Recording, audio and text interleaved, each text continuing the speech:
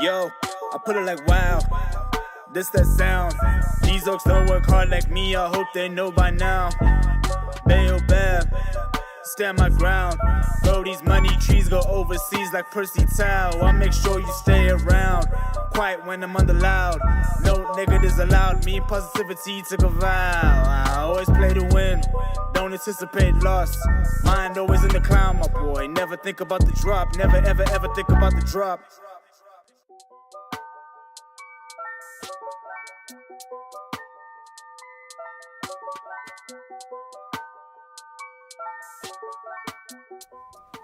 Welcome to it, sports fans. It is the MKT show. I am MKT. Hell of a time.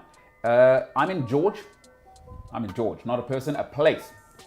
There's a race going on. It is the MUT, Mountain Ultra Trail, proudly brought to you by UTMB. People always say proudly brought to you. I feel like I'm speaking on behalf of UTMB. I presume they're proud. You know, it's just like, that's what people say. So I have said it. Coming up on the show today, Paul Huddle, the big man on campus when it comes to trail running. Of course, at Ironman Group, he is the Senior Director of Global Trail Running at Ironman. We'll talk to him later. So today's a big day. If we mess it up today, we may never be allowed back in the city of George at a UTMB event, maybe on earth, because this guy's a big deal and a great guy. Met him last year, incredibly humble considering the challenge he has. We've got some really, really interesting questions to ask him. Drop questions on the line, as they say, if you've got anything to ask Paul. What are we going to talk about as well? Vincent Kompany, Bayern Munich. Hell of a time to be alive. Bayern Munich could have Vincent Kompany. You heard me correctly. Man City legend Vincent Kompany, after relegating Burnley, could be the Bayern Munich manager. Lord, oh Lord. Chelsea, did they make the right call? We'll talk a little bit about that. And Hansi Flick. Why does Hansi Flick not get big jobs? I don't get it. Former treble winner, and that guy, Hansi Flick. Why is he not getting any jobs? We'll talk about that. And then we got M. Robertson. She's in the house. M, what's going on? Well, what's happening in your world before we go to a break? Are you all right? There were some fashion questions I was asking you a little bit earlier. How you doing? I'm good. It's what are we? Thursday. Registration opens today. There's things going on in the race village. The vibe is building, but life's good. I've managed to fit in a run, have a coffee. Oh, is it? Like, today? Yeah. Oh, it's big time. Life's pretty good. Life's happening. So life's happening. Chatted to some athletes who've come from KZN. They were cold, and I was like, I get it. I was born there. But give people context. Why would people from KZN be cold? Like, so not everyone knows M. We're a global show. Yeah, so global show. So KwaZulu-Natal, best kept secret in winter in South Africa. It's a super warm place. You've got the whole tropical vibe going. Indeed. You don't need a jacket if you live in KZN. You Yes. can just survive on thin jerseys and t-shirts. And Okay. the whole surf stuff. And so yeah, I was laughing when I met the athletes, and I was born there, so I know the weather. And they were all here in jackets, gloves, everything. And they were like, oh, "George is so cold," and I was like, "It is. I'm sorry." So do you consider yourself from, or do you do that dual citizenship? I'm from KwaZulu-Natal, but I live in Stellenbosch now. It's like, like identity crisis. Identity. I'm from Stellenbosch. People ask me, like if you ask me where I was born, I'm like Westville Hospital, KZN. Let's go. You know, if you're But specific. you've only lived in Stellenbosch for like 10 years or whatever. Only? Is that? I mean, that's almost half my life. Well, how long did you live in? Yeah, like 0 to 10. Yeah. So it's like And then when did you move to Stellenbosch? when I went to university. So I did a brief stint in the Eastern Cape as well. So yeah, I do have a citizenship crisis. I don't. That's really what I know. mean. Why don't you just? Yeah, when Bianca was like, "I'm from Slumtown," I was like, "Dude, it's like just down the road from where I went to school." With all due respect, you can't claim everything. No. Like, why I'm like, I don't make want a to be an call. imposter, you know? So I'm just like, I'm from Stellenbosch because that's where I'm currently. Oh, is that your thing? Like, Because I'm like, that's my current location, you know? I'm not having it. Is it? I don't do this worldly, like I'm modern. Like, you're from a place. I'm from South Africa. Even if I marry, I don't know, somebody from Sweden, Yeah. I'm not Swedish. No, Like- yeah. Okay. Oh, so I'm from KZN. I must own it. I must like. Well, no, own one of them. Like, there's okay, just a I lot hear going on. If you're on YouTube, maybe, I don't know, tap in the tubes. Or what the hell should Emma do? There's a lot going on. It's Emily. Sorry. It's okay, Graham. Emily, I called you. Oh, there's a new M, by the way, in town. There's a lot going on. As you can see, there's a lot going on. It's the MKT show. Stay with us. After the break, M's with us.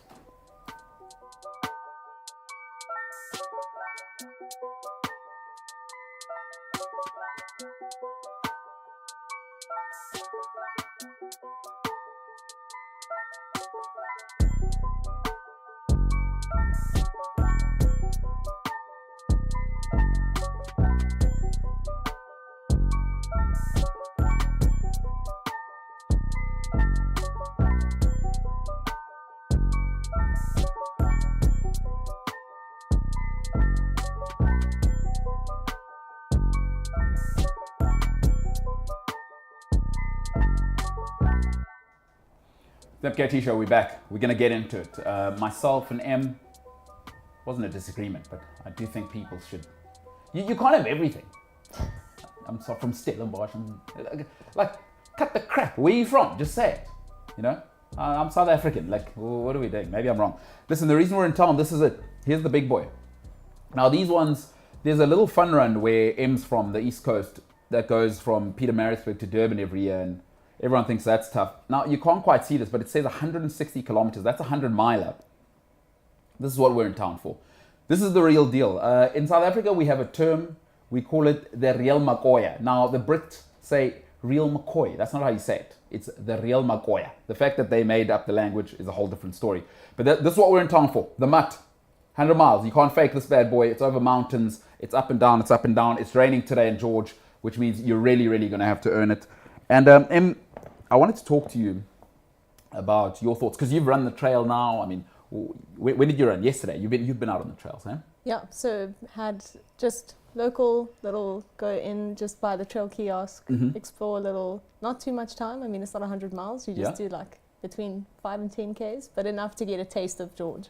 And you got into the mountains. I mean, yeah, it was great. When is that? Yesterday? Yeah. Who did you run with? Yesterday. Elites, or who did you hang out with? I chickened out of running with Rebecca. She invited me to her shakeouts, and I what totally happened? chickened out. No, but what happened? Talk me through it, because did you have stage fright? She was like, are you keen? And we were trying to I think the timing was the main thing, because it's like, we need to be here. She's got her thing going on. But then when she said she's doing a shakeout on the road, I was like, she's fast on a trail. If she's on a road, it's going to be even faster. So I was just like, I'm going to just quickly go do my little trail run, and then maybe we'll link up tomorrow. So Did you not want to hold her back? yeah. Really? She's like, no. Partly, like Partly, a little bit of. but I was just like, I'm here. I want to see what's happening on the trails. So yeah, I went and did that. But that was a bit of a marketing opportunity for you, because how well do you know Rebecca? I mean, interviewed her on the podcast, and she was one of those people. It feels like we became friends instantly. I like forgot one of my cables at Zane's house after interviewing him. Okay. And I was like, oh Flip, sorry, I have to go pick up this thing, and sorry to waste your time. And she was like, oh, I'll come with you. And she like jumped in the car, drove to Zane's house. We were having like a chat about running and life and dogs and family. And I was just like, that's so cool. She's so chilled, which is awesome. Did she tell you her dad survived a shark attack? That didn't come up in conversation. It didn't come up, yeah. Wow. I mean, maybe you're not real friends, and we are. She did tell me that. Yeah, her sister's a pretty hectic weightlifter.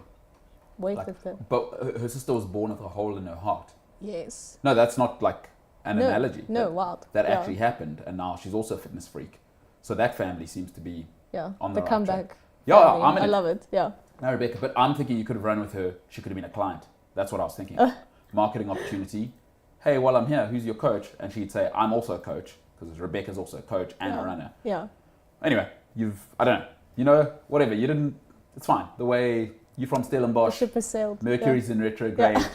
The world will fall in place. Or whatever you people say down there. Yeah. Before we came on, I just want to say I was noticing how you dress. And I noticed that you're into the 3/4 jeans. Yeah. And also you got some funky socks on today, and you got like cool sneakers. So is that like because you also got the champagne frames, like there's quite a cool edge. Is that like a Stellenbosch thing? Are you actively trying to be edgy? Like I wouldn't consider myself edgy. I feel like I'm one of the least fashionable people in my friend group, if I can say that. Like this is just, I don't know, the basics. Like I feel like I'm not taking any risks. I'm just like wearing your usual like jeans and hoodie and whatever. I think the frames, I have to again give credit to my fashion advisor, my sister. She was like, I was just like, I need new glasses. And I'm just like, whatever, whatever's there. And she's like, no, like choose something that you can wear if you're dressing up a little bit, or at work, it kind of goes with everything. Yeah. So we found the middle point between like fashion and practicality, I feel. I don't know. So did you know that frame is actually, it's referred to as like a champagne clear? Champagne clear? Yeah, so it's like a champagne clear frame. It's quite cool amongst the what the youth call the mandem right now. The mandem? Yeah, the mandem is, you live in Stellenbosch, so you wouldn't be exposed to the mandem much. The mandem is like, it's a British term for those guys, used in a genre called grime music. Okay. Yes, grime music is a subgenre of the hippity hop. Okay. But hippity hop is an American term. In England, you have garage and grime, and that's the mandem from the streets. Okay. Yeah. So it would fit in. The urban folk, if you will. Urban folk. Take from that what you will. Yeah, I'm sure you hear in Stellenbosch a lot. Urban. Yeah. It is urban music in England. The mandem, where like it's a bit of a thing what you've got. Okay. So not hating. I'm just saying. I saw that like the 3/4 jeans in South Africa we call it don't touch. Yeah. Because it's not touching your ankle. Yes. So that's your vibe. Trendy. Yeah. By the way, not just a scientist. I think it's quite trendy. It's a good look. Because I'm not a trendy guy. I am literally. Wouldn't you say so? I'm Absolutely like, not. Glasses. No, I mean, listen, these are Danish. Thanks for asking. These are actually Tom Brady exclusives. Nice. Christopher Klus, big time. Had to import them. Can't get them at your regular. You can't walk around Stellenbosch and buy these. Yeah, so, that's cool. I mean, I'm laid back, but he also, you know. Yeah, you know what you like. No, it's Tom Brady exclusives. But they don't make these. Let's not muck around. We've got to go to Denmark to get these. Anyway, I wear tracksuit pants every day, though. I'm not a picture. I'm not somebody who's going to walk around and people are going to go, oh, there is a picture of a fine, sophisticated modern man. No. Tracksuit pants 24/7. And I made a commitment. I'm going to wear tracksuit pants for the rest of my life, every single day. Yeah. Ideally until I die. But I will wear an Italian tailored suit, as people know. I love it, the two extremes. I only wear Italian tailored suits. If it's not Italian material, get it off my body. And the tailored, it's like, it's got a fit. Well, I do work very hard. I'm 10% body fat right now. Thanks for asking. I am. Since you asked, if you're going to tailor your suit, why not have the best material? And I say to people, if your clothes are, or if your suit is not tailored, it's not a suit. It's clothes. Wow. Yeah, I can go to whatever. I can go to Woolworths and buy a jacket. That's what it is. Tailor yourself. Yeah. If you can afford it, of course. Yeah, like if you're going to look good. Take it to... You know what the pleasure of being mediocre looking is? Because I've always been mediocre looking. Like I'm realistic about it. My appeal is probably a little bit of personality, but I've always been mediocre looking. So I've never had to stress about clothes because I'm always like, oh, this is the best you're going to look. So then I don't have to put in effort because clothes aren't going to make me a 9. You know? I hear you. Yeah, like when you're somebody who's good looking, there is a bit of pressure to like, oh, you've been given this, you Like might you have as to well. match it. Yeah, I hear you. You can't have a good-looking person who doesn't know how to dress. What are we doing? Yeah. Because from around 13, we know when someone's good-looking. Because a girl or guy, they start getting extra attention. So it's not like, and people try and be humble. Like, do me a favor. You know you're good-looking. So for me, I've got no pressure because this mediocrity is for the rest of my life, and it's a hell of a ride. Just so you know. People like you don't have that problem. You're under a lot of pressure. No. And you live in Stellenbosch. Yeah, the Stellenbosch. I'm trying to think. We spoke. At least I'm not wearing a K-way. Oh, gross. All right. No, let's pivot. K-way. Get that out of here. Listen, we're here for the MUT, and you are in the mix. Coach, runner yourself. You've just said, right. Somebody asked me yesterday. Actually, my cousin as well. She said, is she going to show up? She being you. Yeah. On Sunday. So you're running? Yeah, so I think I'm going to run with my sister. Like I said, it's her first 10K. Beautiful. So we've done a couple of runs together, and I'm just like, I'm so there for that experience. I'm like so excited that she's getting into running, and she was like, she's our whole lives, like she's super extroverted and like she hates doing stuff alone. Okay. So she's like, I'll do this if you do it with me, which is like the narrative of like a lot of our life. Yeah. So I was like, yeah, cool, I'm keen. Oh, so she's more extroverted. You don't mind, especially as an academic, quite a lot of time on your own. You know? Yeah, I enjoy my own company. Yeah. Got you. Yeah. Oh, that's wonderful. So I. Good for you. Thank you. That's so cool. Not many people can. Hey, listen. Yeah. Not many people can say that. By the way, not many people are comfortable in their own space alone. Yeah. People need a cell phone. People need stuff to distract them. But that's amazing to be able to say. And then your sister is, you'd say, on the other side of the spectrum. Other side. She is the type of person, we tease her as a family. You know, like people who make friends on airplanes. Yes. She will get on a plane with no friends and get off with whoever's in her rows. Like, they're going to hang out in whatever destination. They've exchanged phone numbers. It's like she knows, I don't know, their kid's favorite color. She's got a gift. She would be it'd be a nightmare for her if she ever sat next to me on a plane. I'm earphones guy immediately. Yes. Like, hey, yes. And you know what I do? Don't speak to me. I don't put the earphones on before I sit down. Yeah. So as we sit down, like I put the earphones out so the person can see that, hey, this person's now wearing earphones. Yes. Because I want to communicate to you that I do not want to talk to you. Yeah. Like, that's the universal sign of like, especially if both are in. Oh, like no. One in, it's like you're kind of open to somebody, hey, if both are in, it's just like, that's a no-go. But I communicate, like, as I say, put the earphones on, like after we sat down, please put your seatbelt on. Yeah. My earphones are on. I'm almost like stretching it out. Yeah. Boom. I'll see you in 10 hours without talking to each other. Because that's the thing, right? Like a local flight, that's, if you have to make small talk for 40 minutes, it's like, you can. if you're sitting down and the flight's 10 hours and you start talking to me in the beginning, when does it end? You I'm know? not doing it. Yeah, it's just like, that's too much pressure. I'm not doing it because, listen, I'm obviously pillow guy. I don't know. Pillow, nice, nice. But I'm all about quality pillow. A lot of people don't have a quality travel pillow. And Yeah. they're like, oh, my neck's so sore. I'm like, did you spend 2,000 Rand on a travel pillow?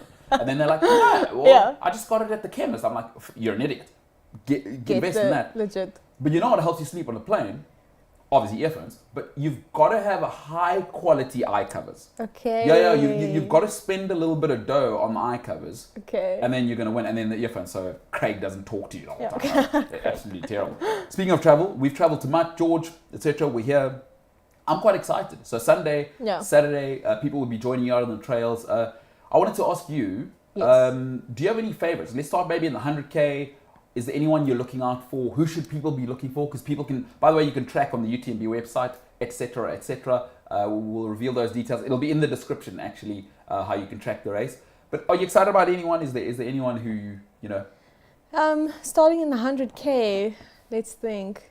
I'm going to shamelessly look at my phone. No, don't. There's only a women's watch list in the 100K. Oh, You know, okay. The guys, so I don't know. The guys, it's going to be a lucky dip, it feels. So if Yeah. you're doing the 100K, good for you. Let's go. So I think that's pretty exciting. And the Kerry Ann Marshall, the 100K queen, is showing up. So I think favorite is probably her. I just think she's a legend. I haven't met her in person. I've seen her at race villages and race strats. And the one thing, it always feels like she's smiling. I'm like, you know her, so you can probably tell me. But she just looks like the happiest chappy while she's like running around. I don't know her, but I've got a story there. So the very first Ultra Trail Cape Town, 100K, we ran together. It's gone down in folklore. It was the coldest race ever.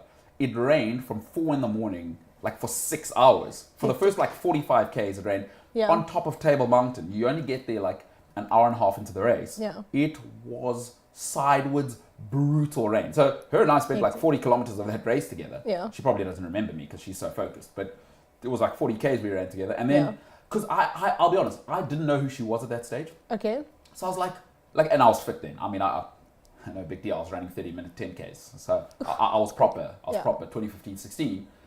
And I was like, who is this athlete? Like, why is she keeping up with me? Because I was in proper shape then. Yeah. And then she just dropped me. Like, after 40 Ks, it was embarrassing. It's just like, bye. No. I'll see you. And then she won it. So, Amazing. Kerry Ann Marshall. Yeah. A living legend. Physio as well. And multi-talented, Oh, all of these athletes. I'm top just end. like, can you guys just do one thing? Top end. All right, so Kerry Ann Marshall's back. That's exciting. She's back. Yeah. Excited to see her do that. Yeah, the guys, we're just going to have to see what goes down. Bit of a lucky packet, huh? Yeah. Yeah, which is nice. It'll be some fresh blood because Yeah. some of the legends may be resting, focusing on the finals. There's a lot. We will have some legends here, but yeah, Kerry Ann Marshall. Looking forward to that. Yeah, that's going to be awesome. Yeah. So that's our 100K. Yeah. 60K, what you got? 60K, we've got Joshua Blackshaw is on the list. Okay. I think he was 4th last year in the 60K. Seems like he's done quite a bit of racing since then. He's kind of young, new to the scene, runs with a crew in Cape Town. I believe they're called the Trail Bulls. So that's just like a fun crew. They look like they're just having a good time. So excited to see what he does. The cool kids from Cape Town, eh? And I believe cool kids from Cape Town. And I believe he's up against a Swiss guy, Andreas. Don't know anything about him other than that he's got a flippin' good UTMB index. So let's see what goes down with Josh and Andreas.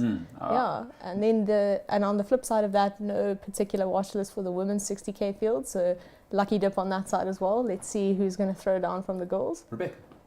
60K? Yeah. Is she running the marathon? Marathon. Okay. Yeah, but she would crush it, I'm sure. But marathon. And she's such an athlete. And I mean, she's the favorite on the 40K side. I think Kirsten Heath is also racing. She's done incredibly well before. I think I haven't seen her name on a start list in a while. I think she's also one of these multi-talented people. She's been doing ComServe and kind of has been somewhere very remote, and I believe is coming back or is in the area. Must be. If you're doing Doctor or physio, something cool like that. So, yeah. But that girl can run. So I'm excited to see what she does. And then guys' side on the marathon, I'm very interested. I'm here for it. You have names like Robbie Rorich, Ian Peterkin. I'm like, we all know those guys can run, so really keen to see what happens. Robbie Roerich's a character, isn't he? What a legend. Like, Mr. Ethereal, hey? yeah, I love it. And he... The Mercury's in retrograde for Robbie, 100%. And I just, every time I speak to someone who's raced him, they are literally in awe of his downhill running skill. They're just like, he came past me and made me look like I was like going backwards. Yeah, no, but he's yeah. And he's a big guy, hey? When you get near him, he's built like a rugby player. Yeah, he's tall. He's not like Killian Jornet, but he's got those light feet.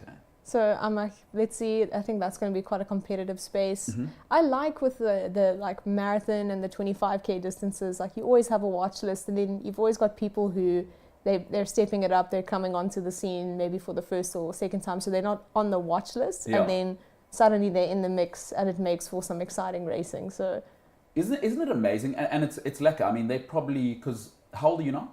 27. So you're part of that, like the new age that's coming through, between sort of 18 and 25. Isn't it amazing how many guys from your era are now the guys? Because we're old now. Like when I started running, it's nearly 10 years ago. Yeah. Like no one cares. We're talking about the Rob Roerick and down. So 27 and down, 27 to 22.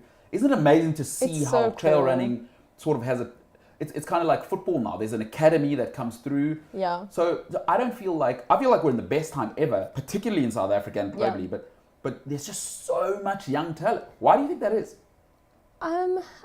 Again, I think it's like role models. You see that it can be done. I think something that's happening for the first time is like people have trail running as their sport, like from the get-go. Or at least from maybe, I don't know if it's probably not a school sport, but you leave school and then you choose that and you pursue that. Yeah. Where I think so many of like the older generation, it's track and field, and then they kind of randomly found trail running and were excellent and great athletes. But now what you're seeing is like a dialed in focus. There's no like 4 or 5 years of messing around, figuring it out. It's like, I've got a coach, I'm training, I'm like getting into this thing from the get-go.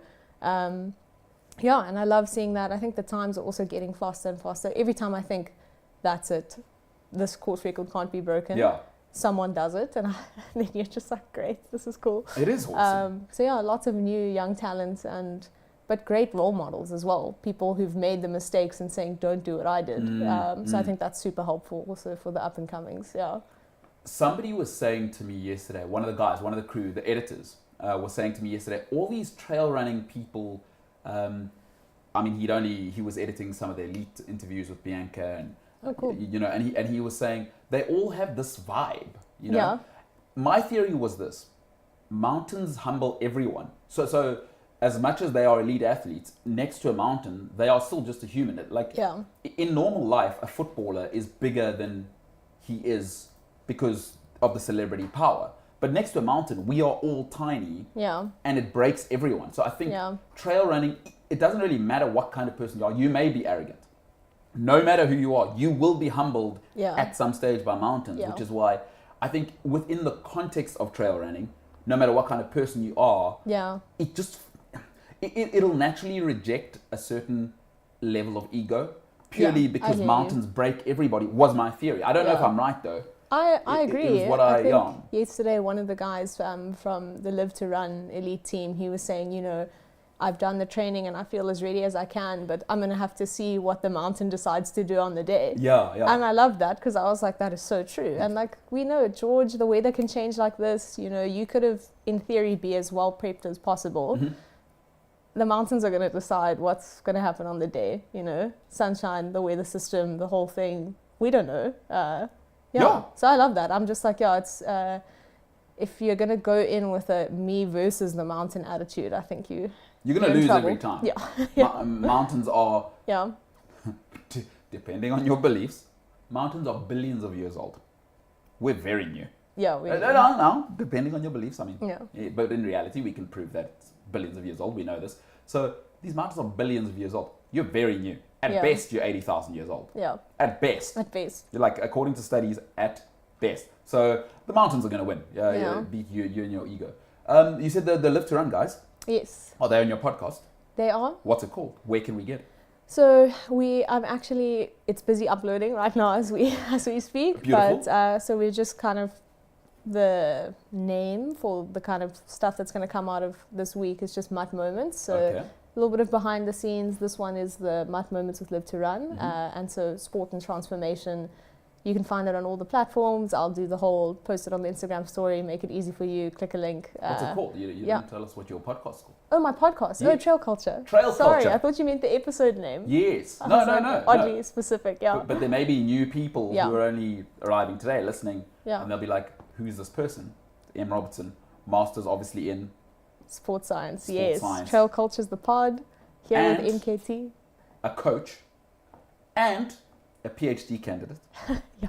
These are true. Yeah, these are true. Where can people? Because you've got a website, by the way. I do. What's yeah. the website? Trailculture.co.za. Simple as that. Simple as that. And yeah, Instagram, TrailCultureZA. Are you taking any more clients? You said that you're on 18.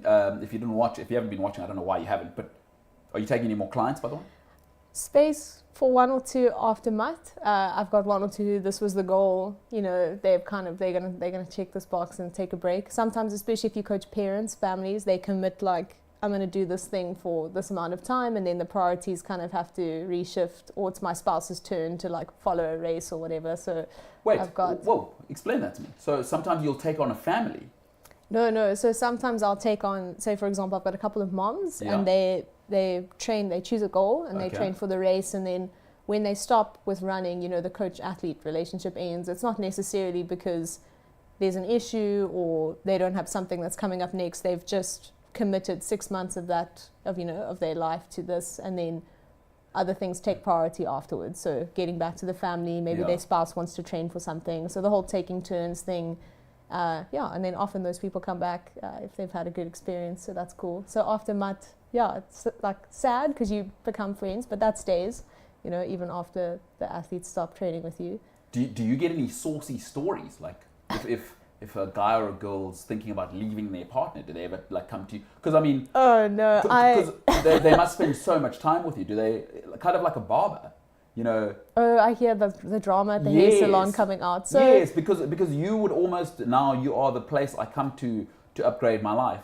And naturally, as we get comfortable, like, yeah. I just wish John would, I don't know, take me out more or whatever. I hear you. So no, I really try keep it like, it's hard. You become some trail athletes friends, like better friends, become better friends. Yes. So no drama. I try to stay away from that. I don't like gossiping about other people. So I try in life in general. Yeah. I think that's like something that's not great. So I try and like stay away from it. But every now and again, you know, something happens and you're just like. But Okay. but it's tricky, right? Because I'm just thinking, so how long is a training session, a strength session? An hour, right? Yeah. Or- So I'm not in person with them in their sessions. Oh, thank God. So that helps. No, I think that's a totally different thing. Oh, yeah. okay. So you don't actually take remote them. coaching. So we definitely have, like when we have group sessions and group runs, those who are local or at events, the crew will get together, which Yes. is Okay, cool. that's fine. That's fine. But sometimes the current like issue I would have, I think it's a great problem, is people who train with you who are competing against one another. And then at training sessions, they're like checking each other out. Really? Who's in better shape. But it's all like, you know how trail runners are. They're But like, it's the right way to do it. yeah, and it's good camaraderie. They're Yeah. running and they're like, yes, bro, I see you like flipping strong. Let me see if I can run a bit faster. Oh, so you train people that Yeah. compete. Okay, Yeah. but So I mean that's It's healthy competition. I think it's great. But that I love seeing that where it's like, yo, like flip, he's improved, or she's like suddenly running these splits and and then it's just like encourages commitments and getting people to train together. It's great. They're gonna push each other. Yeah. Yeah, a quick story that I've got for you. So a friend of mine is, I can say he's a global trainer of Ironmen Oh wow. and women, and he trained a couple. And as their relationship was, and they are both big time Ironman athletes. Yeah. That doesn't give it away because there's a couple of couples. But yeah, so he was like the therapist in between because, and he's like an in-person high performance coach. Yeah. Could you imagine being on both sides of a I hate her, I hate him, and yeah. they broke up through him, like kind of as a therapy thing. So I was wondering whether that's happening to you. Thank goodness. Not. And then so he had to pretend even after they broke up that he didn't know, even though he knew through. they'd already. Yeah. Oh, what a nightmare! Luckily, no such drama Yet. as of yet. Yeah. Yeah, Yet. because as you get older, you clearly are a high level person. You're going to start coaching better people. It's going to happen. You've got to be ready for it. Yeah. This might sound like frivolous conversation, but at least I've prepared you, and you're welcome in advance, by the way. I'm going to phone you when that happens and be like, I need advice, help. Put us in the sauce. No. I want to hear it. So, you know my favorite. No, I can't believe it. Yeah. She did what with who? When? I'm looking forward to it. A young girl who young woman now. I was emceeing the Otter African Trail Run a couple of years ago, and I saw this. She's whippersnapper, proper, and long legs. So immediately you're like, okay, the genetics are great. Yeah. And then I saw her there's the little race. I think it's called I don't know, the grasshopper or whatever. There's a small one. At Otter? Yeah. The Dussie. No, but there's another one. Is there another small one? There's something in between the Dussie and the real race. Something hopper. Anyway, she won that, right? It was like the one for the kids, but kind of professional. Not the fun run one where people are walking a 5K route in 6 hours. No, not that one. Yeah. There's one above it. Anyway, she won it. I was like, who's that? Yeah. And like proper. I think she, again, the classic where a young girl comes in the top 3 or 4. I was like, who is that? Turns out it's Lejean. She's running the 25K. She is. She's proper. Yeah. Lejean van Niekerk, Yeah. So, Leon, is it Leon? Leon, she is now Leon Berger. She got married. She married Francois. They got married on the beach. Beautiful. Were you there? I was there, just down the road from the Otter African Trail Run, which is so you cool. are friends with all these trail runners? Yeah, no, Leon is great. I can't even remember how we met, but yeah, she's one of those people, invite you for a run, go for a coffee. She loves a smoothie, catch up. So yeah. So she's proper 25. So she's running the 25, and you reckon she's one to watch in the ladies? She's one to watch. I think she's had a great roadblock. She went to Trail Running World Champs last year, just to give you an indication or give people an indication of where she's at. She's definitely one of SA's best, and she's done, focus this year has been a bit more on the road. I think her and Bianca, who's been on the show earlier this week, have had a similar approach, a little bit less trail, but more road, sharpen up on maybe the uncomfortable side of things. And so she's got some proper speed, and I'm just excited to see what she does. And this is her discipline, like her 25K. She's really good at this. Amazing. She would never say that, but she is. So do you coach her? You don't coach her? No, just friends. Not Yeah. No. Okay. You can only hope for the best. Yeah. Like after she wins this, maybe she comes trail culture. It's such a funny thing because she's a coach as well. I see. So I'm like, she knows the things, and that's what I love, like catching up with her or catching up with people who run and also coach. Like, you can pick each other's brains. What are you doing that's working? Why do we do this? Should we let this go? Is this just a fad? And Leon is great. Yeah. So I come from a football background. I've got a personal trainer. I don't like, even though I kind of know what I should do. Yeah. Sport has been my whole life. I like to just tell me what to do and then I go home. Some people like to do it themselves. I don't like to do research for myself. Yeah. I'll do research for someone else. Yeah. And kind of grind into especially the chemistry side is of interest to me. But I that's so different for me. That thinking of I can be my own coach. I've never understood that because wow, it takes a special kind of person. It works for some people. I think some athletes who are self-coached, I'm big, respect. For a lot of, I think so often you get for the high-level athletes, especially if they're coaches as well, they actually know what to do. Training-wise, they could lay out their own program, but it's having a sounding board. Your coach is you are not personally involved in this situation. I am me. I have to live with the consequences physically and emotionally of my choice. So it's just that outside voice who's I'm going to help you make the best decision for you because I'm not invested to the level that you are. It's kind of like when your friends are in a relationship, and they ask you for advice, you're not in love with their partner, so you can give them objective advice. I think the role of a coach is sometimes. Having said that, though, I mean, I hear what you're saying, but nobody likes people to get miserable, miserable people. I've always said to people, I was talking to a friend of mine the other day, speaking of relationship advice, I don't know if it's related to what you're saying. So she was getting some advice from her homegirls. Homegirls. And I said to her, the group chat. I said, look here, cut the crap. Let me tell you what's going on. Because what I've realized is nobody wants people to be single and miserable, single miserable people. So I said to her, no, don't break up with your boyfriend. It's a terrible decision. Oh, I see. Because miserable people are he is the worst. Or she is the dude, you're doing too much. You're supposed to give advice on the situation, not how do you feel about the situation. But people aren't good at that. Sorry, I get the relationship thing, but I'm currently actually in a little bit. I jumped out of the fire into the frying pan. A little bit in that situation. I'm currently advising somebody to stay with their partner. So you're multi-talented as well. Yeah, listen. Hosting the MKT show, relationship advice, counselor on the side. It is easier to be a coach in terms of relationships. Like, it's easy for me because I'm single. Oh well, it didn't go the way I said it would. Oh well, all the best. So that's the thing. It's like, how, are your friends going to blame you for the advice that you give? Oh, yeah. Wait. You said I should do this. You have to be. That's why you have to. At the end, it's always like, but I mean, do what you got to do. I hear you. You have to almost that like disclaimer. So that is like coaching. I advise you this. No, I feel like coaching. It's like I like pay you to do this, so it's not necessarily your fault, but like you should have told me X, Y, and Z. Oh, they blame you. Yeah, sometimes. Yeah, it just depends on the situation, but you have to be a bit more careful. It's would you like a quick relationship story now that we're in and around this? Give me a relationship story. A couple of years ago, many years ago, I told a friend of mine. So he was going out with this lady, and we all thought she was absolutely bananas, like just a nightmare. Yeah. Anyway, roll on. Eventually, after the 15th breakup, he comes to my house, phones me at a weird time. Honestly, I was sleeping, 1 a.m. in the morning. Yes, you're a good friend for answering the phone at 1 in the morning. Well, I'm not a good friend, but for this guy, he's unique. Anyway, pulls in, whatever, we do the session. He's on the couch. What's going on? Blah, blah, blah. This and that. So he's like, that's over. She did this and this, blah, blah, blah. She drove through my mom's gate. Oh. Yeah, it was hectic. It wasn't the first time. Then, so it's like, okay, cool. Bro, just sleep over, whatever. I'll put you in the room. He goes in. A couple of days later, leading into the weekend, we go to his brother's house to watch the rugby. Yeah. Who does he show up with? The brother. The girl.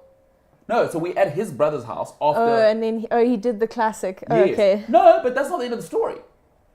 She comes to me and said, I heard what you said about me. How crazy. No. He's like one of my best friends. No. That led me to, I now no longer, and this girl is unique because it was the same girl I think I told you about a couple of days ago, is we grew up together. This girl's unique where I've known her my whole life. Oh, so you can be straight. Yeah. We cut the crap. But I now refuse to give people relationship advice because of what happened all those years ago. Because how do you tell your... And then she comes to... My favorite part was she comes to me, I heard what you said about me. Oof, you got thrown under the bus, But man. also the problem is my personality. I was like, I did say that about you. And now it's awkward because everyone can hear. Now it's clear, right? Yeah. Now we're both getting heated. I did say that. Yeah. Because he's put me... I'm one of those people, Yeah. I don't crumble. If you put me under pressure, I'm going to fight rather than flight. I feel like it's better in that situation. Just be I did say that. No, but it got heated. So I don't give relationship advice anymore. You're breaking up with your boyfriend? All the best, I'll see you at the end. Is basically my take. No. Yeah. Like I would do with an athlete. All right, let's wrap up on this. Hey, good counseling session here. Good counseling. Yeah. Don't come to me for your relationship advice. I don't. Got it. I'm not the guy. I'm not touchy-feely. I've told you this. The course this year is changing. You've run a little bit of it. Your thoughts? I'll give you the final word before Em's going to leave us now. She's got bigger, more popular, more big-time people to interview. Your thoughts on the course? It's course change. What are you expecting this year? Minor changes, but For what distance? So for all of the distances, the start-finish has changed. We've obviously moved away from Witfontein to the stadium and starting at the trail kiosk. So love that. I think that just adds to the homey vibe of George. The park run goes through there. That's your weekly Saturday 5K. The GTR time trial, which is also on a Thursday night, so adds to that hometown feel. As far as I know, minor tweaks only to the 100K and 100 miler route. There's something about you're no longer running the 7 passes road. You're coming on the trails through the forest, no free miles. But I mean, that's what we're here for. That's what the people signed up for. So everything's going to be a record this year, right? New course, new record. Course, new record. So whoever's chasing it down to set up respectable times, this is your opportunity for your name to go on the OG wooden signboard. I was hoping to find the voice note of my cousin laughing at me. She's currently in a different country. I was hoping she could call in, but she lives in America. Yeah. In fact, Paul Huddle, Mr. Big Time UTMB guy, he's coming on. He's in America. My cousin couldn't make the call. She wasn't willing to wake up like 5, well, it'll be like 4 in the morning for Oh her. my goodness, yeah. Currently in Washington, D.C. Oh wow. And I wanted her to call in because she laughed at me calling you a granny, and she sent a voice note, but I couldn't find the voice note in time to put it on the show. Oh man. Because she's a bit of a character. People think I'm a character. Runs in the family. No, I'm at a 1. Listen, for an actuarial scientist, because they are deadly boring people. Actuarial scientists, Yeah. my sister's one as well. Oh wow. Deadly boring people. They are so painfully boring. By actuarial scientist standards, she must look like a lunatic in those offices. Oh wow. But she said she wanted to laugh at you with the granny name, because she did say your name, Emily, is like, It's the granny. like, what are we doing? Is she going to pitch up in an ox wagon? She said. Yeah. On the Oxwagon. voice note, she said, does she ask if she has an ox wagon? But she does it in a funnier way, because she's actually got a sense of humor, unlike me. She's very funny. So she said, do you have an ox wagon? No Oxwagon. Okay, she No, couldn't, not she couldn't today. make the show. Sorry. For today, Yeah. but tomorrow, you, me, Ryan Sands, no big deal. It's gonna be great. What an honor for Ryan Sands. He gets to hang out with us. I love it. You know what I'm saying? Good to see you. Enjoy all the interviews. I know you're getting stuck into things. Guys, check her out. Check Emma out. She's as cool in real life as she seems here. It's not one of those fake people when the camera goes on and then they leave here and they're like prima donna, like Mariah Carey. You know what I mean? She's not a prima donna. She's not doing that. Emma Robertson, check her out. Cellculture.co.za, coach, all-round academic. She's doing her PhD at the moment. This is what we're talking about. Guys, stop marrying those girls on Instagram, man. Stop sliding in the DMs. Start looking out for ladies that are doing PhD. Because you know the money is going to be right. There's something upstairs. Yeah. Let me tell you something, guys. Here's some real life. Because I'm old now. Let me tell you something. Careful how you choose your woman. Her looks will not raise her kids. Her character will. Ladies and gentlemen, MKT Show.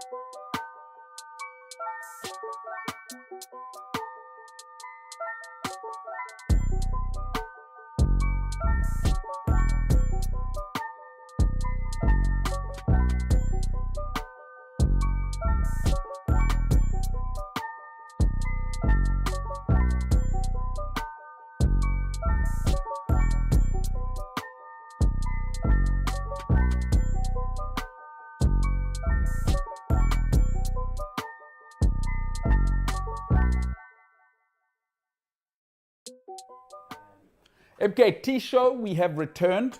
I am MKT. I'm so humble, I named a show after myself. People are saying, what is MKT?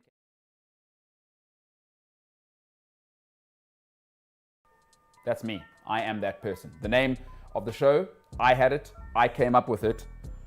And that's how you stay humble. You keep it real. You know what I'm saying? You keep it real. Talking about keeping it real, last year, I was fortunate enough to work at the MUT by UTMB.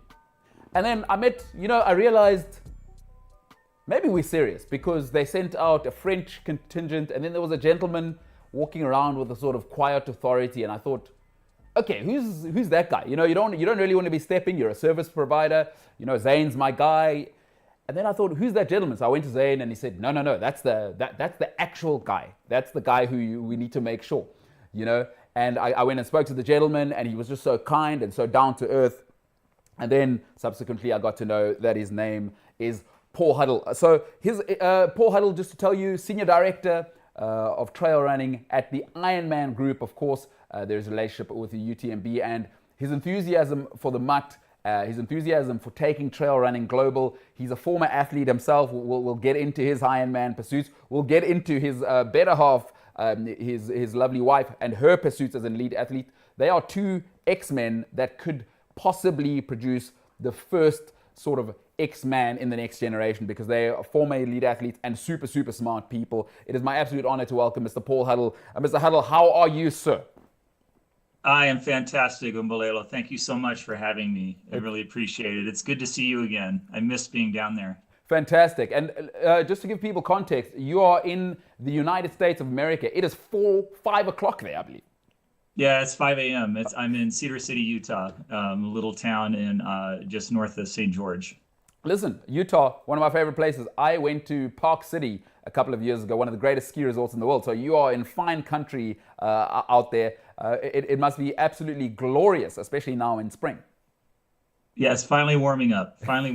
So I guess it's starting to get a little chilly down where you are. But yeah, it's beautiful. We love it here. Indeed. Nice to see you rocking the right gear there. Of course, the MUT by UTMB. What's keeping you busy? Why are you in America and not joining us? I imagine a guy like you're working extremely hard.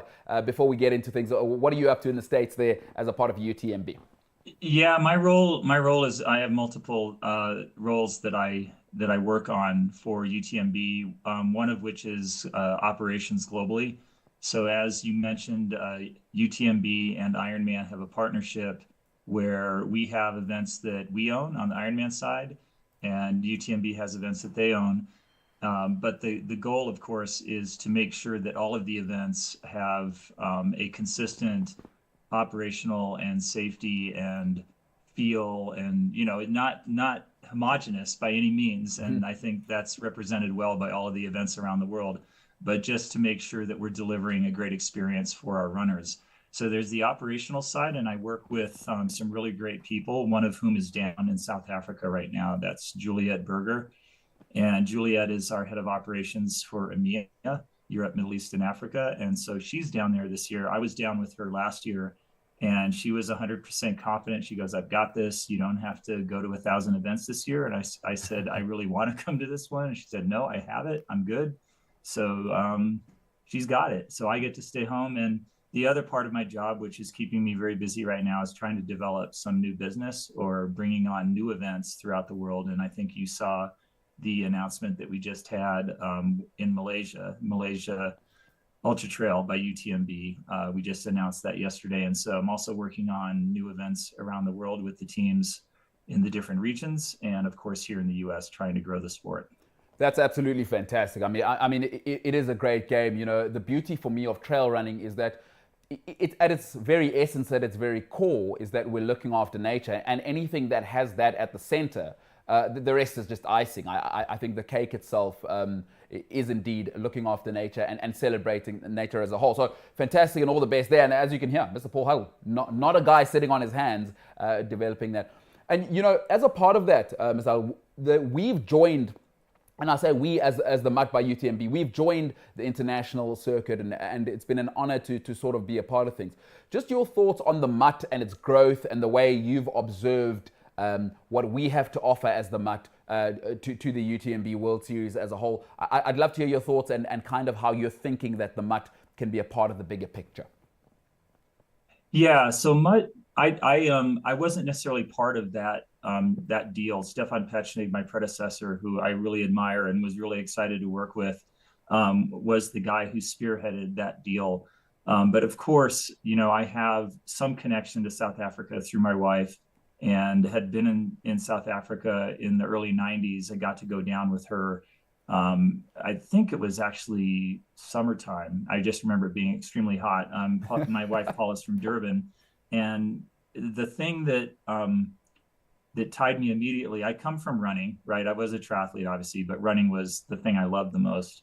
And Paula, when I met Paula, and she was able to introduce me to the endurance sports mecca that is South Africa, and how many people participate, not just in running, but in paddling and surfing and anything and everything to do with being outside, but especially running, and the Comrades Marathon, which I had never heard of at that point. And it absolutely, my head exploded, because it was 50-something thousand people running 50-something miles, you know, one way one year, the other way the next year, the up run, the down run, the hills, all of the different, you know, just Bruce Fordyce, the legends of running. And it didn't dawn on me until I actually went down there and spent a few weeks and got to run with some of the running clubs. I didn't realize that everybody was in a running club. Running clubs you could run basically a race every single day of the week. And I got to run with the Savages in Durban, and it was such a fun, great community. And I just thought, so fast forward now, out of triathlon, and now I'm introduced to trail running and working in this space, and hearing that we were going to have a race in South Africa. And I thought, oh my God, this is going to be an absolutely epic experience. But one of the surprises to me was trail running, and especially when you get up to the 100 miler, it was not really a thing yet in South Africa. And I think it's going to become a thing. And I think that, you know, George, is the Mountain Ultra Trail is going to be that event that helps move this sport and this particular kind of running forward. Not the only one, of course. There are other races there, amazing races in amazing places. But obviously, I got to come down last year and experience this. And it was clear to me that this fits so well with the culture down there. And I think once people can wrap their heads around it, and I think Ryan Sands has been a really great inspiration to everybody, and showing what's possible. And, you know, you've gotten to work with Zane and Carmen, and I know I just said her name wrong. Carmen, exactly. Yeah. We forgive a you. lot longer than I have, but Zane and Jacques and that whole family down there that puts that race on, you got to experience it. There's no other way to say it. And I think they are the ones really at the pointy end of growing the sport down there. So I hope that was sort of a long-winded way of just saying how much I think South Africa in general, in endurance sports and running in particular, it's such a big deal, and people I don't think understand or have a concept of it until they go and experience it in person. In the same way, I would say, I got to go and experience Cape Epic mountain biking, and it's its own microcosm of nuttiness, of like mania for doing crazy hard things, and it's cool. I love it. Well, listen, I didn't realize that your wife was actually South African. So now I know you are really that guy, because although our women here are wonderful and they are mothers, now I know you're a tough guy, because if your marriage is surviving with a South African woman, then I know you're made for this job. You're definitely the right guy. So delighted for you and your wife, both, as you kind of humbly mentioned, both former elite runners and triathletes. Your wife, of course, an absolute beast in the triathlete sort of mindset. Would you say coming from that sports background has helped you in your job? Because something this global and this beastly can seem to overawe some people. But would you say coming from that disciplined background of yours has helped you in your endeavors in your field? It's a great question. I think yes, of course. I think endurance sports athletes have a lot of resilience and persistence and discipline, but at the same time, my pursuit of endurance sports and the ability to just swim, bike, and run for a living was also out of laziness, right? It's like I didn't want a real job. I wanted to do what I loved. So it's sort of a weird combination, but yeah, I absolutely think that's the case. And I think getting into events, and the event organizational side, coaching, and then the administrative and operational side of events, even the sort of the journalistic and live coverage, really just, it evolved into this ability and skill set of being able to work in the industry. And I feel really fortunate to have been able to be on this journey within this family, in this community. And triathletes, the one thing I would say, and I think this is maybe sometimes lost on people who are coming from their individual backgrounds in sports, but as you go through the endurance sports world, most people start with a single sport and then evolve into multi-sport, and then maybe it gets longer or however it goes, but everyone is pretty much the same person. I mean, endurance athletes are out there and experiencing things that they love for, I think, a similar reason. Everyone loves the challenge. Everyone loves, in this world of convenience, to be able to push themselves and go hard. And I think all of that translates in all of those people around the world in these sports that they're doing into their daily lives, into their families, into their work. And I think it's a really positive thing in general. Absolutely. And, last kudos before we move off your family. Congratulations on making a marriage work with two triathletes. Now, if people don't know, that training schedule is relentless. So the fact that you've had time to go, all right, we're still going to be sort of a single percentile body fat and keep your relationship going. Kudos to the two of you. And I'm a big family guy, so long may that go on between you and your wife, and may you keep inspiring in that sense. I just want to transition to this. I think something that's interesting for me is the introduction of UTMB, and as with anything, human beings resist change, but UTMB and the Ironman group towards the trail running world and trying to, I want to say with all due respect, professionalize. I come from a soccer playing background. As a youngster, I played academy football, so that's quite a professional mainstream sport. And trail running, for me, has always been sort of a romantic mountain man sport, but, I've heard people say, UTMB have professionalized the environment and are continuing to do that. And so I'd just like you to speak to that, UTMB coming in and looking to really respect what these fine athletes at the top are doing, but also creating standardized, high quality environments sort of for your mid-pack and the bulk of the field at the back. UTMB's thoughts in and around professionalizing the sport and then also creating a global standard around the world. What is the plan there for UTMB, for the entire UTMB World Series, and ensuring that there's a standard?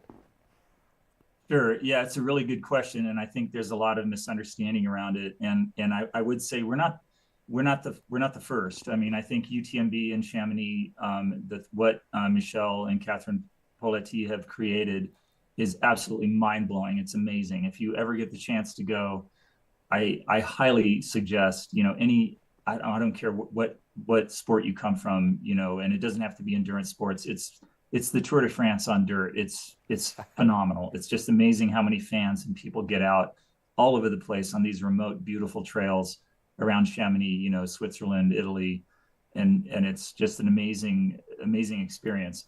But in terms of the professionalization, I think that hasn't just been UTMB. There's all of the independent events that are out there and have been putting on events for a lot longer than UTMB has been around, and those that have come on since UTMB was founded. So it's been a collective effort, and there are other series, as everyone knows, right? There's the Golden Trail Series, there's Sky Running, Aravaipa here in the US has a whole lot of races.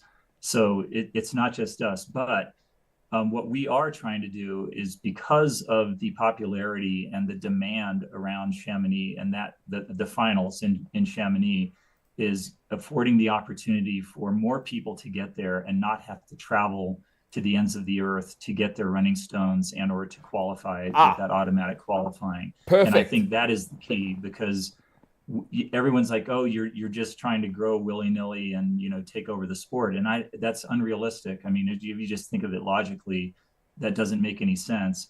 What we are trying to do is partner with great teams, great event teams who are interested in being part of the UTMB World Series. People like Zane and Carmen. Sorry, I say it wrong. No.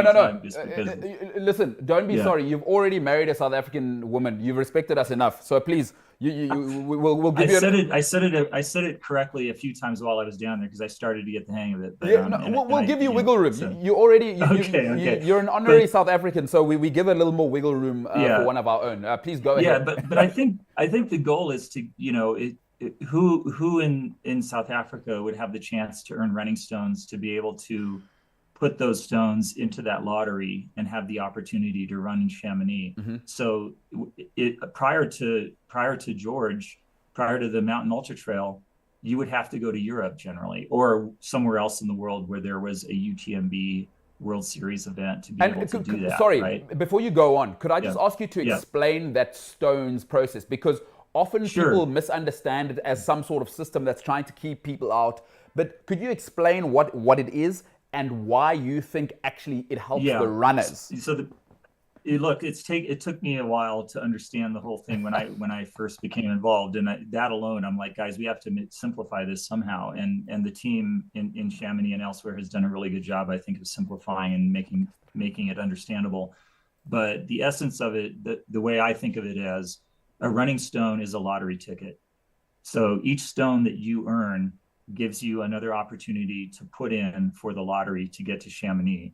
The way you earn those stones is by doing a UTMB World Series event. So there's 3 levels of a pyramid. If you think of a pyramid, at the top appears the finals in Chamonix, and then the next level, there are currently 3 majors in the world, and we're hoping soon going to be 4. So I'll explain the difference between the finals and the majors, and then the World Series events that form the base of the pyramid. And George Mountain Ultra Trail is a UTMB World Series event. And that event, for anybody who runs at that event and finishes the given distances in the allotted time, so at the 20K category, you finish that race in the allotted time, you're going to get 1 stone at a World Series event. Mm-hmm. The 50K, you're going to earn 2 stones. Got you. The 100K, you're going to earn 3 stones, and then 4 stones for the 100-miler. Mm-hmm. So that is how you earn your stones. And then those stones can be used to put into the lottery to enter the finals in Chamonix. There's one little twist there, and that is, if you ran the 20K and you got that 1 stone, that doesn't mean that you can now put that stone in for the lottery to enter UTMB, which is the big one, the 100-mile. It's actually, I think, 106, but the big Ultra Trail Mont Blanc that goes all the way around the Massif there.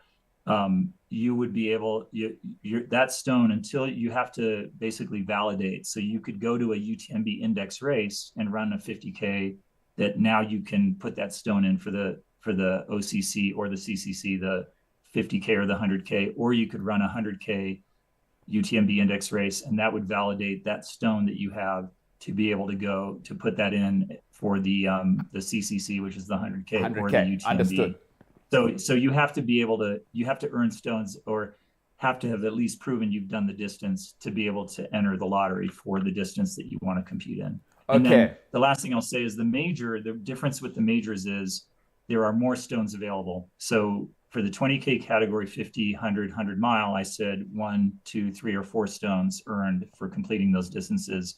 At a major, you earn double the stones. So for the 20K category, 2 stones, 50K 4, 6 stones for the 100K, and then 8 stones for the 100 miler. And then there's more automatic qualifying slots. And the automatic qualifying slots, people think of that generally as being for the elites, which is true.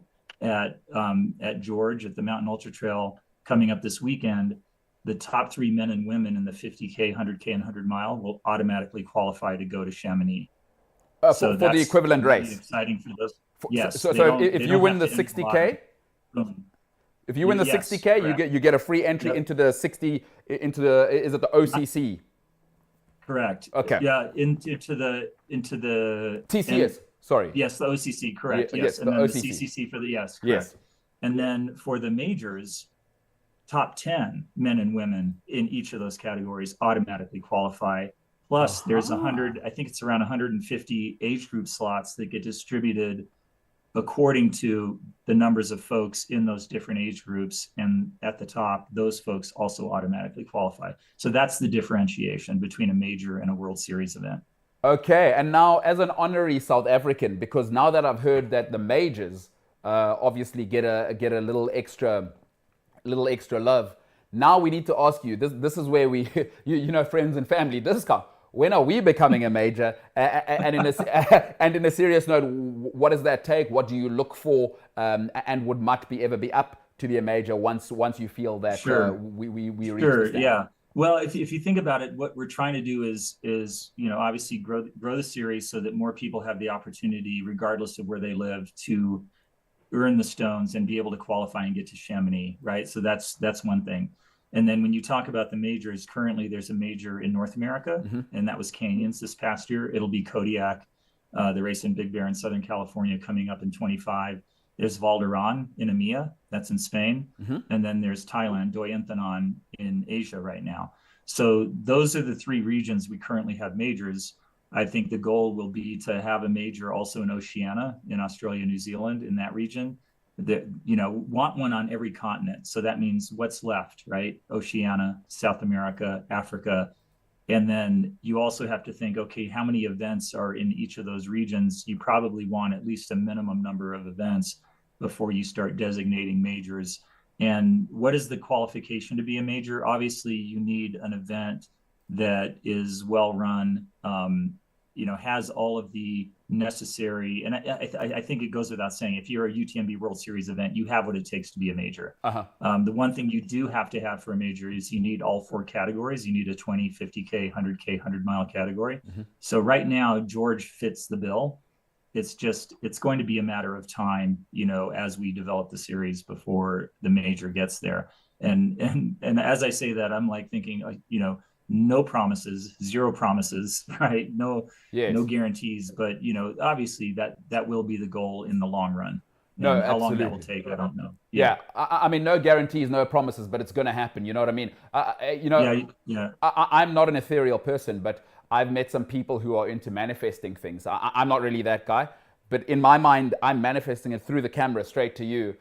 Plus, we've already got an inside agent there, a rogue agent with your wife. So, you know, maybe we'll communicate through her, because as you know very well, happy wife, happy life. If you don't give South Africa the major, you're going to have problems at home. And you're a nice guy. I don't want that for you. So, no, but I think that's a fantastic breakdown. And Ms. I'll appreciate your time. Before I let you go, I think one of the things that I've really enjoyed and enjoyed about meeting you is your international team and what you're sort of creating. sometimes inadvertently that you may have sort of a business drive, but you may satisfy human needs you don't even realize.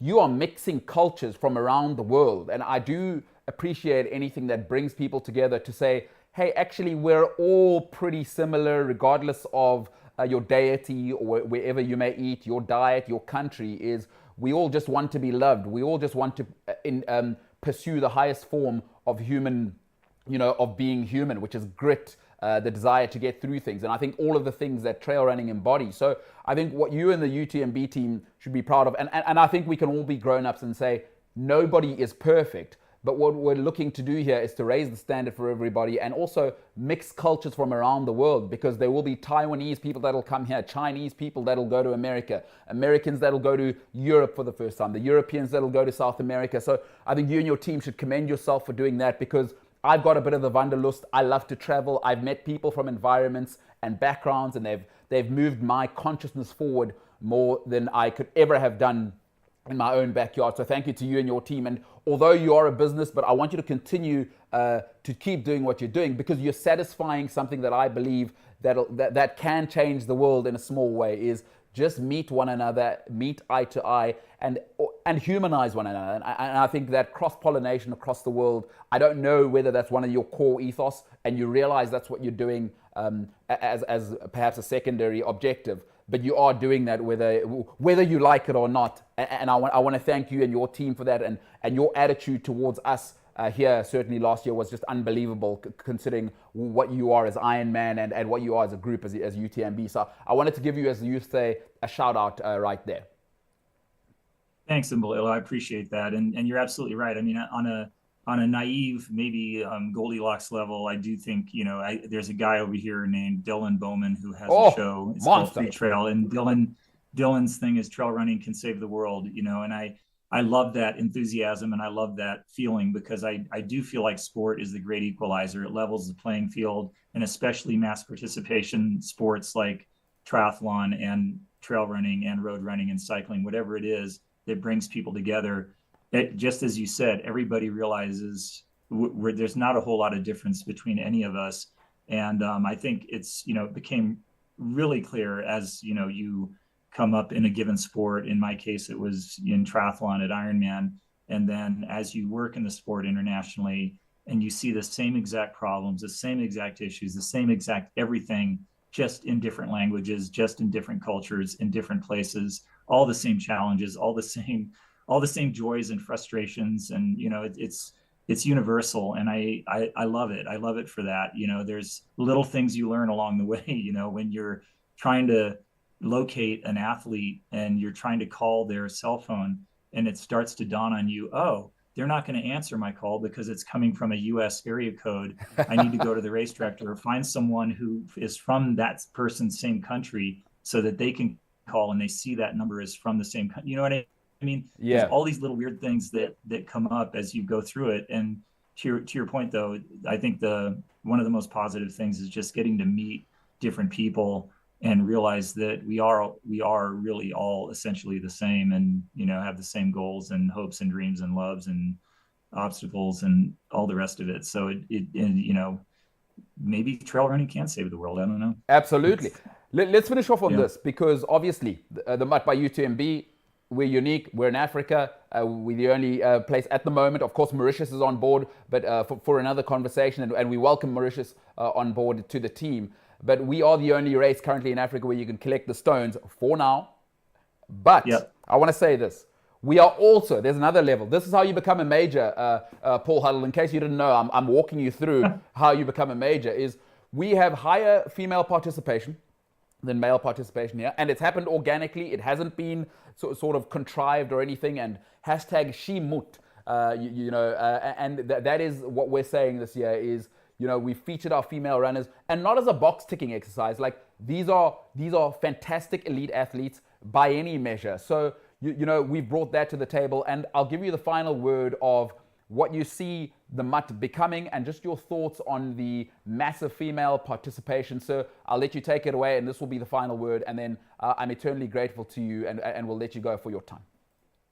Yeah, the female participation across endurance sports has been really interesting to follow and watch. both in triathlon and road running and mountain biking, cycling, and now in trail running.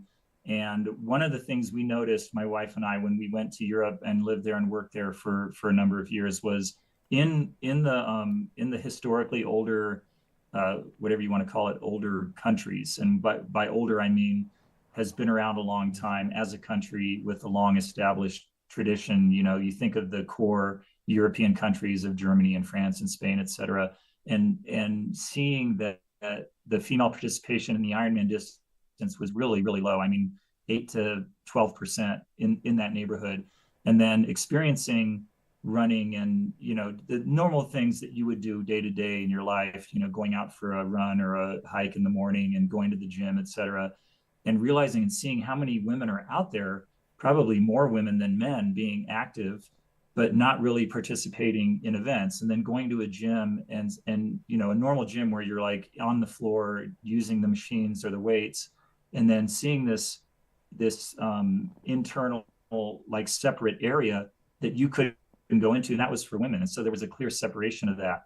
And then starting to look at the numbers and going, interestingly, in the quote newer, maybe sometimes countries like New Zealand, South Africa, you know, Australia, US, you know, I think of our country as relatively young on a global scale, but women's participation being much higher. And why is that? And is it just cultural, where traditionally women are quote this and men are that? You know, maybe that's part of it, and not knowing what it is. But then also, you know, now in trail running, seeing women having almost higher participation numbers than men on a percentage basis in the shorter distances, but much lower percentages. I remember we got all the women together at the start of the Istria 100 at the 100-mile, and it was probably, I think, 8%, and got them all at the start line and took a picture. It was really awesome. It was really a nice feeling of unity, I think, for everybody, and trying to figure out how we expose more women to it. And I think, you know, women have been pushing the sport forward. When you think of the performances by people like Courtney Dauwalter last year and Katie Scheid, who we just saw just put together an amazing performance at Canyons in the 100K a couple of weeks ago. But they're pushing the sport forward and being role models for women out there. You know, I got the good fortune to be able to work in the rock and roll marathon series, rock and roll running series, when I came back to the US in 2017. And it's I knew this, but it was mind blowing to witness fields of, you know, 20 to 40,000 people in total, and having the majority, 60% of those being female. So the more, you know, it feels like women are gravitating to endurance sports more and more, but it's really making sure that we're being aware of how we can accommodate them, and making sure that they're, you know, from being involved with Trail Sisters here in the US, and making sure that we're doing some really simple and easy things to do to make sure women feel welcome and accommodated. And then also addressing issues like safety. I think one of the things that never dawned on me as a guy is I can just go out and run on any trail I want anytime, and not really feel anything other than I'm going for a run. And then not thinking, for a woman, that's a totally different deal. And, you know, here in Utah, we have a resident mountain lion where we live, but my wife goes out and runs. But it's not the wildlife, I think, that is as frightening. It's frankly other people, generally other guys, and being worried about that. And so how do we address that? And how do we, you know, make sure that everybody feels safe in a given environment when they're coming out to run on trails? And the last thing I'll say is, just generally for people in general, not just women or men, but beginners or first timers, we're starting to see a lot more first timers come into trail, and just trying to help educate them on, you know, trail etiquette. And I know that sounds maybe ridiculous if you've run a little bit on trails and understand it, but it's just like you've talked about, taking care of the environment and making sure you're a good steward of the land on which you're able to run. And I really feel strongly about that. You know, we try and do our best to make sure we're giving back to every community we're in, and trying to make sure that we leave places better than we found them. and I'm a little bit neurotic about that. I take my dog on long walks every morning, and I find myself I'm that old guy walking around the neighborhood picking up beer cans and trash you're a good person on our local trails. No, people with dogs, pick up your dog poop. What are we doing? Yeah. What are we doing? Exactly. Who are you, the king of England? Yeah, exactly.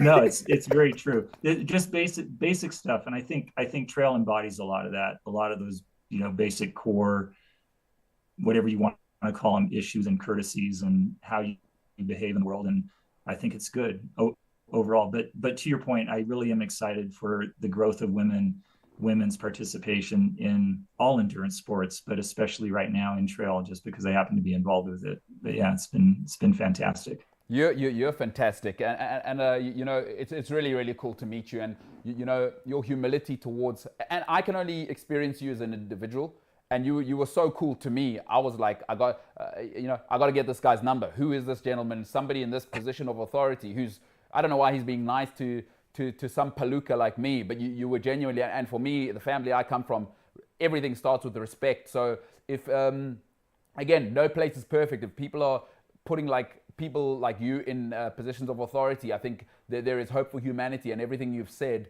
I look forward to truly engaging further. Thank you so much, Mr. Huddle, for just being... Hey, Umbalelo, I just want to say one thing about that is, you say that, but I was thinking the same thing. Who is this guy? Amazing, eloquent announcer, talking and having all this knowledge about so many different things. What a perfect person to have representing any sport, let alone George Mountain Ultra Trail, in South Africa.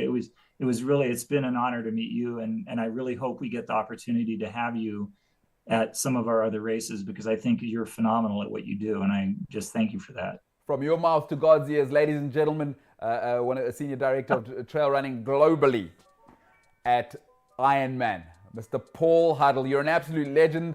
And by the way, I just want to leave you on this. Yeah. Tell your wife we said, how's it? Oh yeah, how's it? Listen, I was going to have my little box of Oma's rusks, because there's a store in Southern Cal that does South African food, and every now and then I order some stuff because I know I love it, but it makes her feel, that connection to home. So yeah, how's it, China? How's it, China? And just a little tip for you: when you do buy those snacks, tell her this one they said is lekker. It's lekker. Trust me, I know all the lingo. All right, I that's why you're that guy. When I was down there running, we were going to the braai and getting fraught, and all the lingo. So yeah. Jy's Suid-Afrikaanse mense mos. You're already one of us, Mr. Huddle. Appreciate your time. You're an absolute legend. And same. I just want to say this. Say hi to everybody down there, and good luck this weekend. Please give Zane and Carmen and Jacques a hug from me, and yeah, that whole team that works so hard to deliver that event. Will do. Listen, look after yourself. Be safe out there. And I just want to say this. Let's end off on this. This is just the beginning. It's been good so far. It's only going to get better. MUT, UTMB, from here to the moon. Mr. Huddle, take it easy out there. Be safe. MKT show. See you in a bit. All right. Peace. Thanks very much. Bye.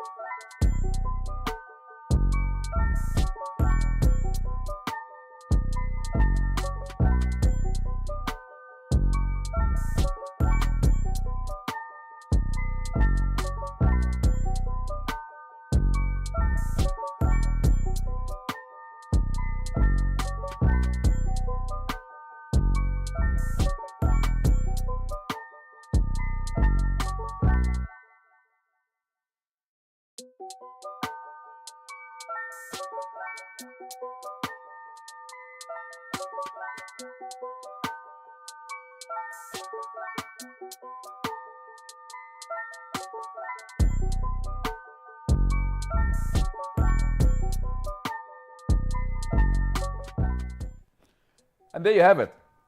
South Africa working hard. We're exporting. You see, Mrs. Huddle is now saying it needs to become a major down there. We can't be playing around. So if you do have her on social media, make sure you reach out and say, Paul Huddle, we understand, is that guy. You can influenza him to make sure that the MUT within the next decade is a major. What a guy. By the way, that guy, what you've just seen now, because obviously people in authority are media trained, this and that. He's like that the whole time, by the way. There was no yelling, no, I'm Mr. Big Time. I was here 10 days last week with him, walking around him. He was just some cool guy until the very end where I was like, in fact, at the prize giving, I asked Zane, like, who's that guy? He's like, no, that's the big boss. I'm like, oh my goodness, I've been yakking it up with this guy the whole time, you know? Like, I mean, I wouldn't say I was being unprofessional, but I was like one of the lads. It's like, wow, that is the boss. So it must be a great time to work at UTMB. No place is perfect, but if that's your boss, that guy's a great guy. And he's married to a South African. I mean, what more could you want? As we do on the MKT show, tomorrow, big show, by the way. I'll tell you a little bit more about that, but I want to finish off the show on this. You know, I have a mailbag. To do that, MKT inspires, MKT at the MKT show. Slide in the DMs, as the youth say. Slide in the DMs. And by the way, I've said it before. Please, no nudes.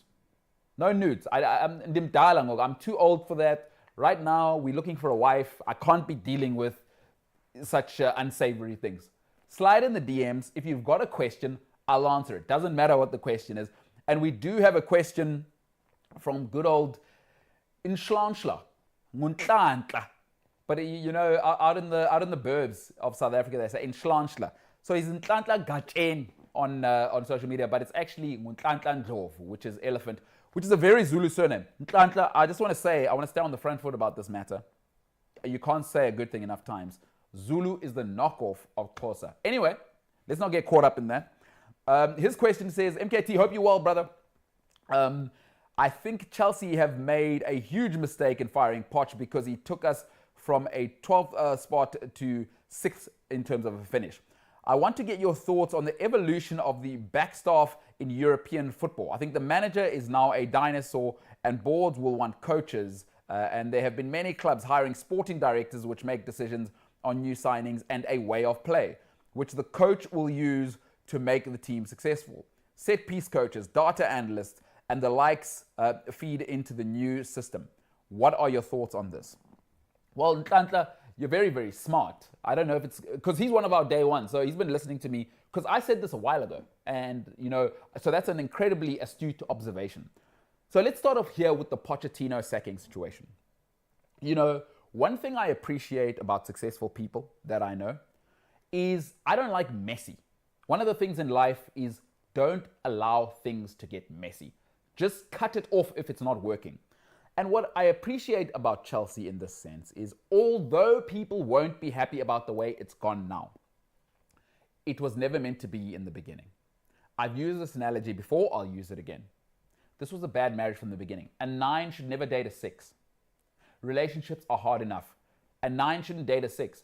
Not because you're not great people, but your similarities keep you together. Although opposites attract, similarities keep us together.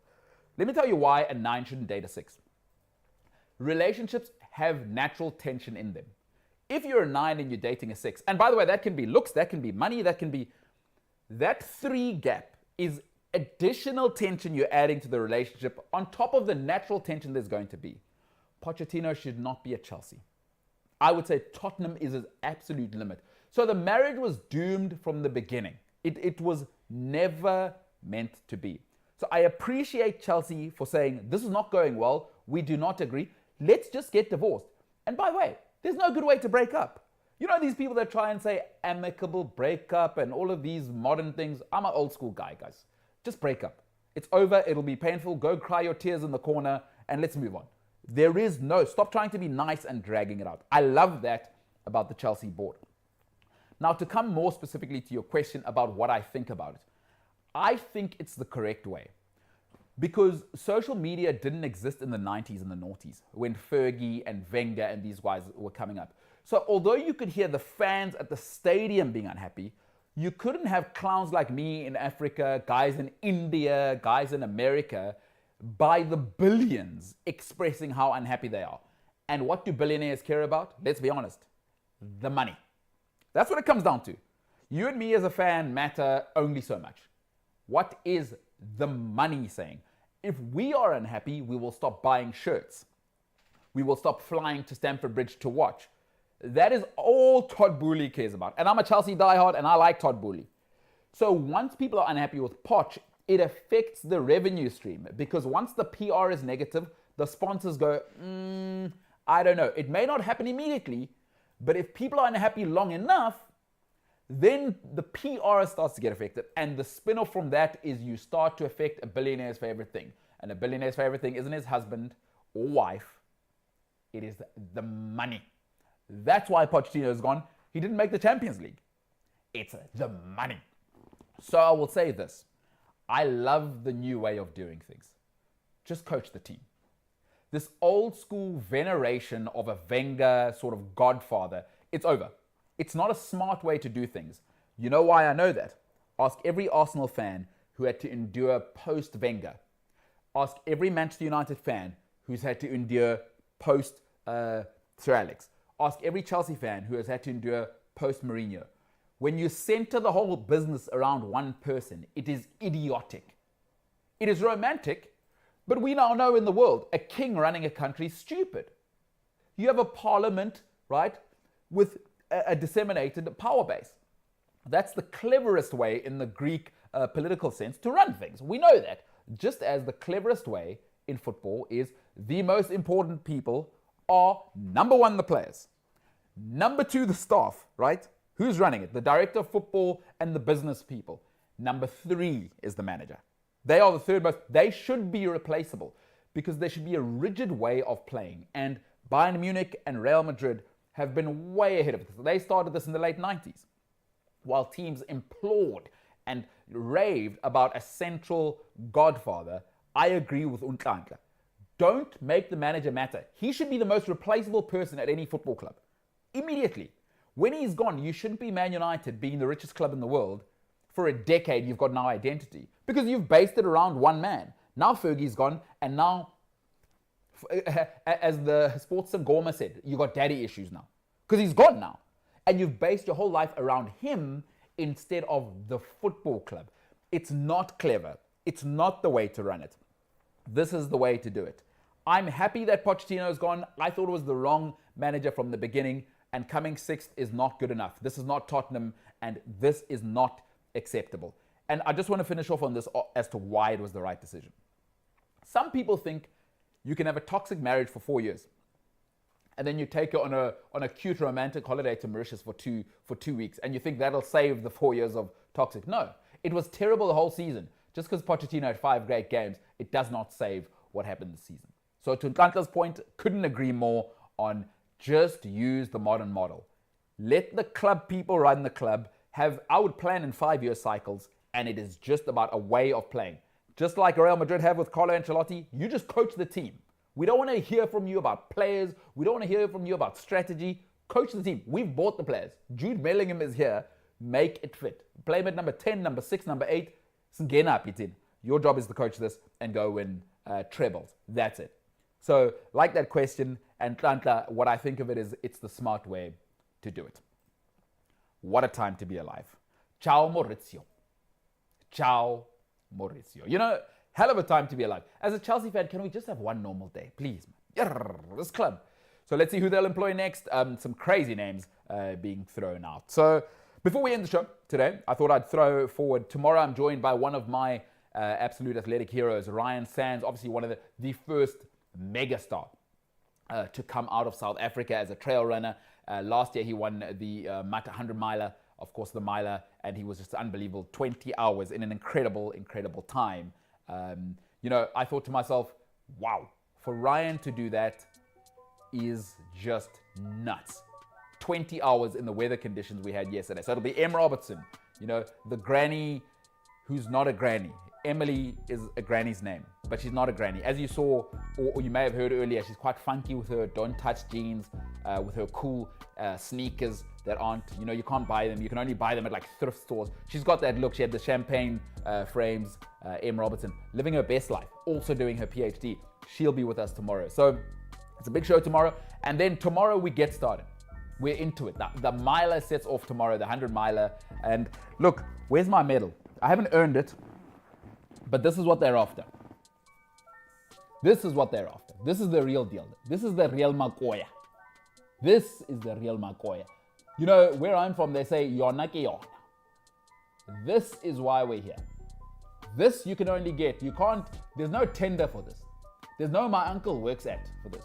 This you can only earn by running 160 kilometers around the Otanikwa Mountains. It is the MUT by UTMB. It is the MKT show. Ladies and gentlemen, for now, we are the hell out of here.